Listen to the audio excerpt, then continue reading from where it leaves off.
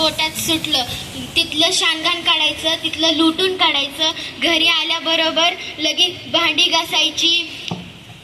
चुलीवर चहा ठेवते नाही तोपर्यंत मामांजी उठलं की मामांजींना तोंड धुवायला पाणी द्यायचं. तिकडं सासू कशी वरडती, पारे ए पारे, ह्या गुलाबाच्या झाडाला पाणी कोण, तुझा बाग आलायचा वे, बाग कशाला, मी आहे की इथं. हे बी बोललं मनातल्या मनातच. तवर दीर आलं. दीर म्हणतात कसं, वहिनी ए वहिनी, काय भाकर तुकडा झाला का नाही, आम्हाला रानात जायचं आहे. आता हे बघा, मी इथं काय जशी मोकळीच आहे आणि ह्यांनाच काम.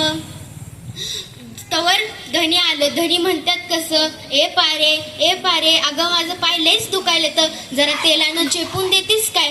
आता मी करते घरातली दिवसभर कामं, पाय दुखत्यात यांचं. अगं तसं नव्ह ग, माझं येऊन जाऊनच पाय दुखत्यात. तुझ्या बाला घ्यायला की फटफटी, मग येईन बी फटफटीवर आणि जाईन बी फटफटीवर. होय, मी बी जाती माहेरला आणि आणती फटफटी. नवऱ्यासंग बोलीन, 4 शब्द भांडीन, तर कार्ट उठलाच ट्या ट्या ट्या करत. मग माझी तिथनं सुरुवातच झाली. त्याला चा खाळायचं, पा खाळायचं, काजाळ खोपा करायचा. दूध पेत पेत झोपलं नाही तोपर्यंत वंस कशी म्हणती, काय भाकर तुकडा खायला मिळल का सगळा दिस लेकरातच जायचं हाय.